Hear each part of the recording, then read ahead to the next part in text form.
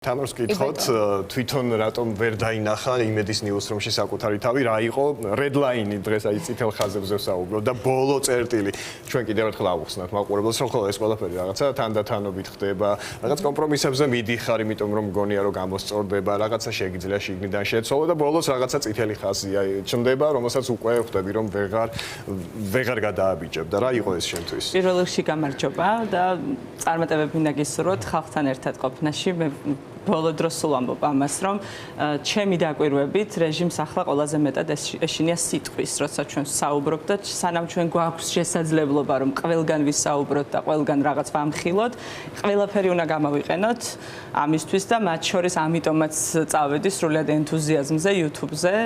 ხო, მაყურებელს ვეთქვი, ეკრანზე ჩანს, როგორ უნდა მოგძებნონ YouTube-ზე შენი ჩანელის მისამართია, ასე რომ მოძებნეთ და გამოიწერეთ. ხო, რაც შეეხება იმედში ჩემს წითელ ხაზს, როგორც აღნიშნეს, არ ყოფილა ერთი კონკრეტული დღე ასე არ გათენებულა და უცებ თვალები არ ამხელია და უცებ დაპირისპირება არ მომხდარა. ყველაფერი ხდება ეტაპობრივად. ძალიან დიდი მნიშვნელობა ჰქონდა ურთიერთობებს, რომელიც შიგნითაც მიმდინარეობდა და ჩემი ყოფნის პერიოდში 4 ხელმძღვანელობა გამოვიცვალე საინფორმაციო უფროს გულისხმობ. და იყო მანამდე რომ რაღაცა თუ არ მოგწონდა და ელაპარაკებოდი ვიღაცას შეეძლო შენი მოსმენა, ვიღაცას რაღაცის გაგება შეეძლო, მაგრამ ბოლოს მივედით იმდენად ხისტ დამოკიდებულებაზე, რომ მე მაქვს ბევრი შენიშვნა მიღებული, რომელიც დღეს ჩემთვის არის კომპლიმენტი. ერთი ის, რომ პრობლემაა როგორც მე ვაზროვნებ და მაგალითად ის, რომ არ მგონია, რომ კონტექსტიდან ამოგლეჯილი ფრაზა შეიძლება გახდეს შენი მთავარი თემა და ვამბობ, რომ თავიდან ბოლომდე აქ წინადადება და არ შეიძლება, მაგრამ ამდე რაც ითქვა, ამაზე ააგო ამბავი, იმიტომ რომ ეს ტყუილია და მიყვარს ამის თქმა, მე ვერ დავაჯერებ სხვას იმას, რისიც მე თვითონ არ მჯერა.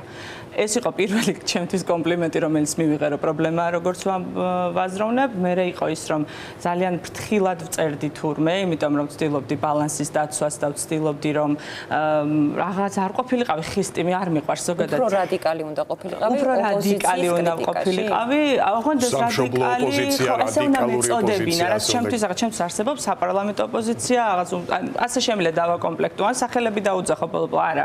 ეს არ შეიძლებოდა და ეხლა განსაკუთრებულად ისმის უკვე ეს რაღაცა ეთყობა ყველასთან ჩვეულებრივი ამბავი გახდა, რომ თუ ვიღაცა არ არის ქართული ოცნების მხარეს, ყველა რადიკალია. ყველა არის კოლექტიური ნაცი, ყველა არის გლობალური ომის პარტიაში, მეც ნაცი აღმოჩნდი საბოლოოდ ისე გამოვიდა. ერთი მოკლე კითხვა მაქვს, გლობალური ომის პარტია როგორ ესმით იმედის ნიუსრუმში თქვენი აზრი?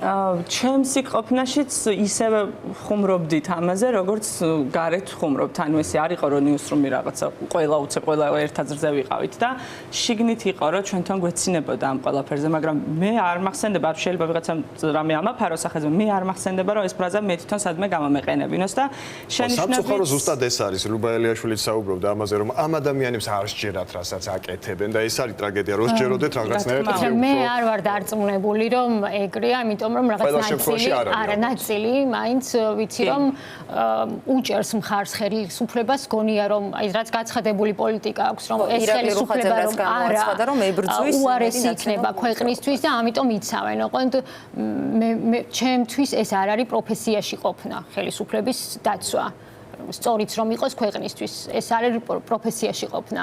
მე ამის გამოც წამოვედი იმედიდან გავაგრძელებდი. მაგრამ ეს ადამიანები ხო ჭკვიანები არიან და იციან რომ ეს მითები რომელსაც თხზავენ და მე აჯერებენ მაყურებელს, მართლა ფეიკია, ანუ ნაწილს სჯერა ვიღაცას, მაგრამ ნაწილი ამას აკეთებს შეგნებულად, მიზანმიმართულად. გურამ ერთი პატარა დაკვირვება, რუსული კანონი პირველად რომ შემოიღო ქართულმა ოცნებამ, მათ შორის იმედის ნიუსრუმის ჟურნალისტები, რუსთავიორიდანაც პირველი არხიდანაც თამამად აზიარებდნენ კონსტიტუციის 78 მუხლს და ამით თავის პოზიციას რბილად, ცოტა თამამად თუ რაღაც შეფარვით, მაინც ამბობდნენ რომ ისინი მხარს უჭერენ ქვეყნის ევროინტეგრაციას და მეორედ რომ შემოგვუნდა, მართლა ხო გაქრა 78 მუხლი პოსტებიდან, როცა მეორედ შემოაბრუნეს და რა შეიცვალა?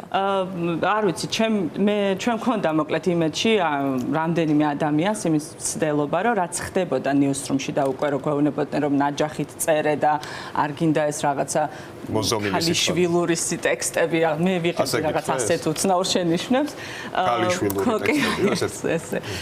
ხო, ქონდა მცდელობა რომ მოდი დირექციასთან გავიაროთ, იმიტომ რომ იქნება არ იცის კაცო დირექტორმა რა ხდება ნიუსრუმში და ძალიან საინტერესო ფაქტი იყო, რომ როცა ფაქტებზე დავიწყეთ ლაპარაკი, დირექტორი ადგა მირეკავენო, თქვა გავიდა და ისევ დაგტოვა საინფორმაციო უფროსთან, რომელთანაც არაფერი არ იყო სალაპარაკო, ის გასაგები იყო ისიც, იმიტომ იჯდა იმ თათბირზე, რომ ეს წუხილები ჩვენ ერთმანეთისთვის გაგვეზიარებინა. და ზუსტად ამ შეხვედრაზე ჩვენი მთავარი მაშინ თუ გახსოვთ ახალი მომხდარი იყო იმედელების მიმართ ეს თავდასხმები თუ რაღაცა შევიწროვებები, ბულინგი და ჩვენ ყველა ძალიან აღშფოთებულები ვიყავით და ვამბობდით რომ იქ იმ ერთ ადამიანს კი არ მოექცნენ ასე, ჩვენ ყველას მოგვექცნენ ასე და ამას რაღაცა გამოსწორება ჭირდება, სადღაც ჩვენშიც არის ხო პრობლემა, როცა ესე გეკცევენ.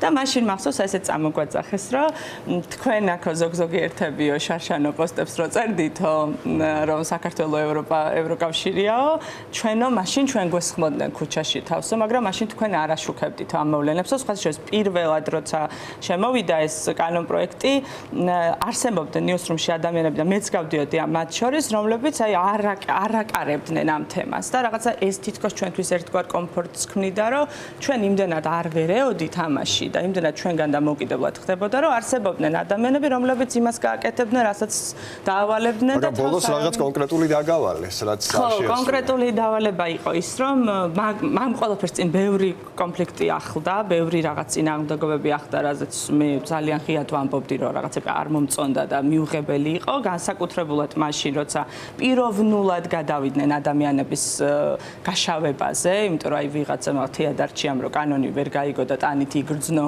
და ასე გამოხატა პოზიცია, რომ აი რა იცის თეადარჩია, მე რა იცის დათო ბეშტაიშვილმა, რა იცის იმა, რა იცის ამან და მე რო შემეხო ეს თემა, მე მაშინ ძალიან კატეგორიულად ვთქვი, რომ გამორიცხულია მე ამ თემას არასდროს არ შევეხები, იმიტომ რომ ჩემთვისაც ეს ღიად მაქვს ნათქვამი, რომ იმისთვის არსებობს სცენა, რომ მსახიობი გამოვიდეს და თავის აუდიტორიას მიმართოს, ხო? იმიტომ რომ იგივე იმეჯშიც მე მომისმენია საინფორმაციო უფროსისგან ასეთი ტექსტი, რომ შენ იმიტომ გაქვს მიკროფონი, იმიტომ გაქვს ღია ეთერი, რომ თუ რაღაცა არის, რაც არ მოგწონს, ამ გაქვს ეს პრივილეგია, რომ მიმართო, ხო? შენს მაყურებელს, ასე არის მსახიობიც.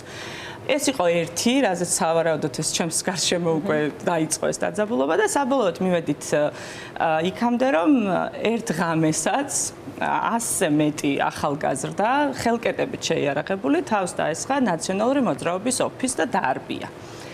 და ეს თემა შემხვდა მე გასაკეთებლად. მე წავედი ოფისში, ვთქვი რომ კამერები თუ გაქვთ კადრები, ისინი ამბობენ რომ გვაქვს კადრები და უცებ ვიგებ რომ ეს პრაქტიკა ასეთი რომ შენ შეიძლება ვერ მიდიოდე, ვთქვათ სხვა რესპონდენტთან, მაგრამ შენს კოლეგას კითხვა დააბარო, ხო ეს არაფერს ახალი არ არის და ჩემს კოლეგას დაურეკე და უთხრა რომ შენ ხო მიდიხარ ქართული ოცნების ოფისში და მოდი დასვი კითხვა რომ შეაფასოს რა მოხდა ნაციონალური მოძრაობის ოფისზე თავდასხმა. ეს სიტყვა მახსოვს რომ ვთქვი და ცოტა ხანში მირეკავენ და მეუბნებიან რომ ეგ სიტყვა მოდი შევცვალოთ. ალბათ მცირე ინციდენტი უნდა ყოფილიყო. ინციდენტი გეცნო. მცირე ინციდენტი უნდა გეთქვა და არა თავდასხმა. ეს იყო ინციდენტი და მე ძალიან უხერხ მდგომარეობაში ჩავარდი, იმიტომ რომ მე რომ ყოფილიყავი კითხვის დამსმელი, რაღაცნაირად ჩემი თემა იყო და ავიღებდი და ანუ ამბავი უნდა მოგეყოლა პირიქით?